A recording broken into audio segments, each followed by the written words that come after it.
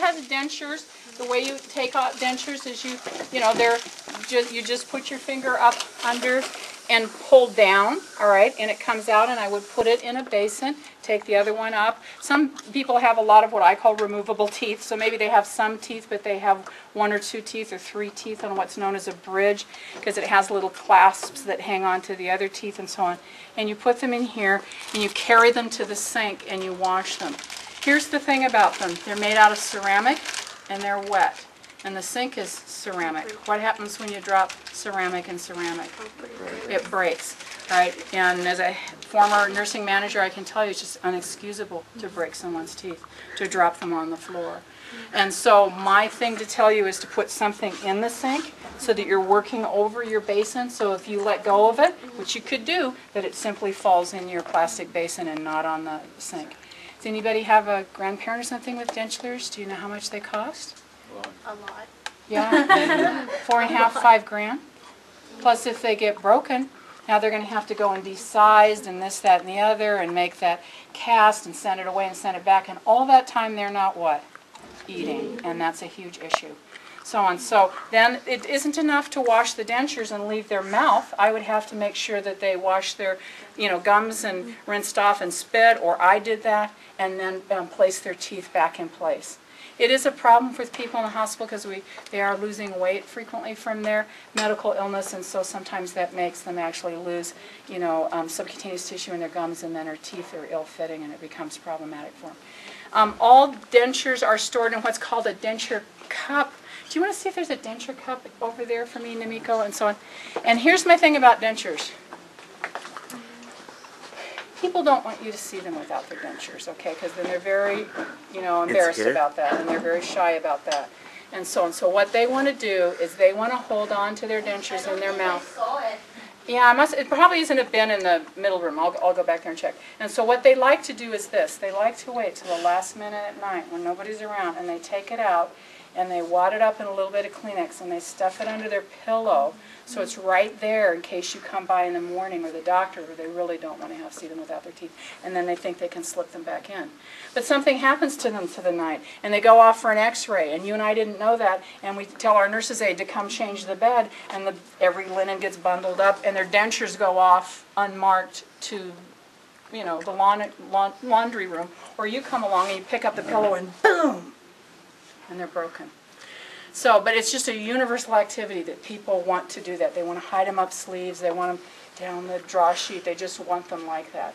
And so on. So what I do is I give them a denture cup, which I'm going to show you, and make sure they're well marked with their name and room number. There's actually a little Avery label that you can use. It looks like it's called an addressograph, but it has their name, their medical record, their birth date, their identifying. It's the same information on their band, and you put it in there. And so I give it to them. I say, okay, well, if you want to put that in your pillow, I can understand about that. I'm going to give you the little cup, and then we'll put them in a cup in the pillow for you. So worst case scenario, they're in a plastic cup, all right, and they're not going anywhere. The other reason you want them marked is, what if you have a bedside table between 2 people and one set of teeth sitting there, and they both wear dentures? And those are all the kinds of things I've seen where people try to put this person's dentures in that person's mouth, or they leave and get discharged with this person's teeth. And you can see it sounds hilarious, but it's not all that amusing as a family member when your relative doesn't have their $4,500 teeth. So people who are going to go to procedures generally do keep their teeth, their glasses, and their hearing aids in place, because they may go down there and they may need to hear instruction and follow instructions and so on and so forth. So what I do is I send the cups, and we usually tape them on their physical chart to go with them, so at the last minute their teeth, their dentures, and their glasses can come off, because if they're down in some procedure and the radiologist or the anesthesiologist needs to teach them. But everywhere, these are a patient items, so everywhere they go there's a sheet where you're checking do they or do they not have their glasses, their dentures, or their teeth with them. All right, so we need to keep their glasses in place and so on. I didn't show you how to wash ears. Edward, what was up with that? How could I skip ears? You wondered, didn't you? No, not in, but in ears. None of that Q-tip in the ear thing that you are all so famous for. I don't know if you looked in each other's ears when you did use otoscopes in Nursing 273. Yeah, we did. Yeah, but what you see with people that use Q-tips down in their ears is that their cerumen looks all dried out and desiccated and so on. And then it has all these little spider web looking things, feet coming out of it. And what it really is little tiny bits of cotton in there because it increases drying of cerumen. So the only thing we would use a Q-tip for, and I don't do them at the hospital, we use washcloths and we just wash the outer portion of the ear, all right? We're just doing the outer thing. And I don't know what your mom told you, but my mom told me nothing goes in your ear that's smaller than your elbow. We always used to think, do that, but nothing goes in a patient's ear. We won't be putting anything in anybody's ear, all right? And you shouldn't be doing that either, all right? You can always tell who the Q-tip abusers are. Oh, I have a famous story about that, actually. Did I?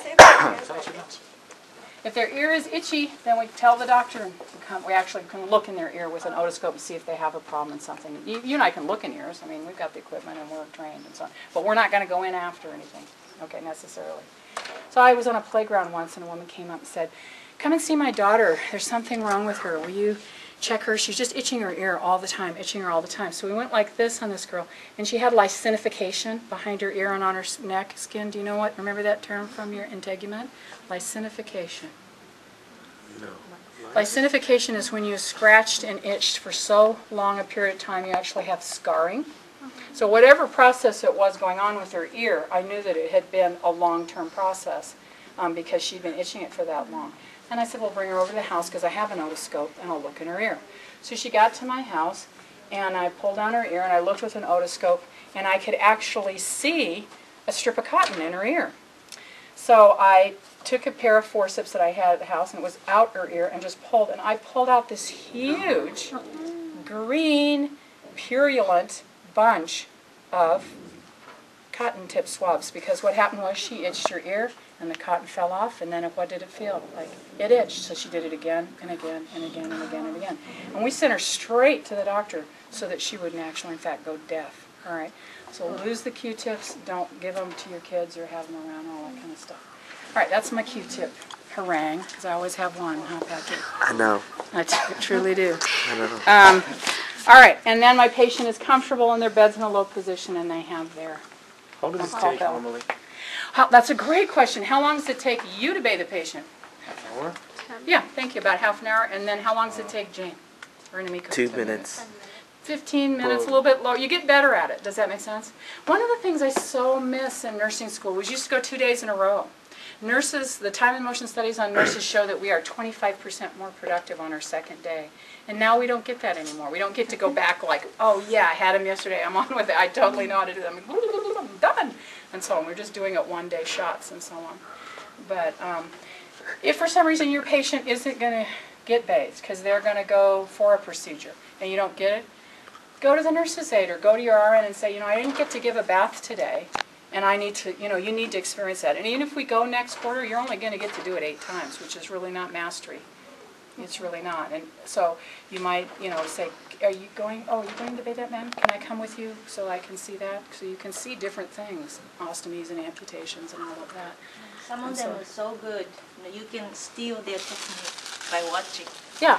You know how to turn they work the so patient hard. and stuff. They'll have a complete, everybody should do this just to have an appreciation of what a, you know, a nurse's aide, certified nurse's aide does. They're doing hard physical labor for us. And it's more common now that what would happen is that you'd have 3 patients that you share with a nurse's aide, and one is what's called total care, meaning of your 4 or 5 patients, you're expected to bathe that one. All right. So I could have actually gotten my patient in a chair, which would be ideal because I want him out of bed. I want him out of bed as much, and put this around in front of him and, you know, help him drop his gown down or her and like washed up. And I'd be right there changing the bed. I wouldn't waltz away. And so, okay, you ready for me? And then I could wash their back, all right? And then I could stand them up and wash the perianal area. That's a little harder and so on. Then I could set them down, put their feet in the tub and be washing their legs and dry them off like that.